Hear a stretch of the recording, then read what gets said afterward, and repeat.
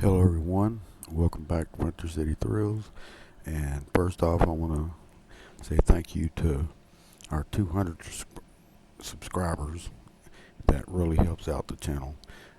Thank you very much for supporting the channel. It really helps out. Um, let's go ahead and get started with the recent closure of the Silver Bullet. Now, a lot of people think that it's leaving the park. No, I don't see the Silver Bullet leaving the park. I think it just needs to have a little more TLC done to it. As you can see here, the sign's up. It closed during the during Pride Fest, so it's not gone. It The ride's going to be safe. I can tell you that. If that was the case, if they're going to remove the Silver Bullet, then they'd remove the Shockwave down at Six Flags Over Texas because they're both the same thing.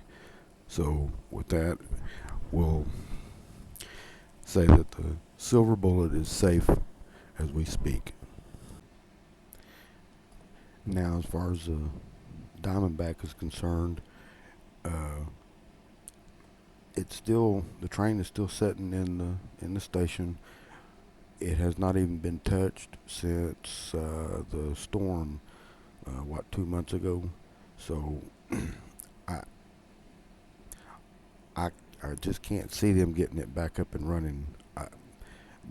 From what I've been told and what everyone else has been told, that the parts are hard to come by to get for the Aero shuttle loop. SNS owns the patents and the rights to it, and from what we've been told is these are like made to the order, so they do not keep the parts in stock, and they SNS may have completely discontinued it. That part is up in the air, but I'm guessing that the Diamondback is probably gone, and it's pretty sad that we may be losing a coaster, but there's a good chance that it can be replaced, and we'll get with that. We'll get to that in a few minutes. As far as Gully washer is concerned, it may be already permanently closed, and looks like it might be heading over to Hurricane Harbor. Now, what could replace the Gully washer? A Zamperla double heart coaster, the 50 meter. It doesn't take up a lot of room. It's what they call a startup hyper coaster, but compact to fit in a small section. Well, the Gully washer is in a real tight area, and it would be a perfect fit for that area. Now, the park does work with Zamperla heavily because a lot of the flat rides that the park has. Now, how much it costs? My guess would be somewhere between the $5 to $10 million range. That or the 70 meter for the Diamondback spot. Of course, it's 503 meter track. Uh, it would take it wouldn't take up a whole lot of spot, except for the height would be 70 meters. So you're talking about over 200 feet, and that's probably something that the park would need, and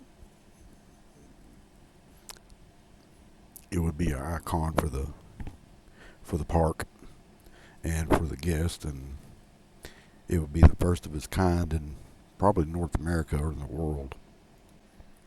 As far as the 60 acres of undeveloped land, the expansion land that is, that the park does own, EPR Property said that's not being sold. There's plans to expand over there soon. When that is, I have no idea. Uh, the gate was opened sometime last year. Uh, the park cleaned it out last year, as you can see here. Uh, It's ready for expansion, but I think they want to get the rides up and running before they do anything else. Well, that's going to do it for this video. There's only, what, 3 weeks left of the season, 9 operating days.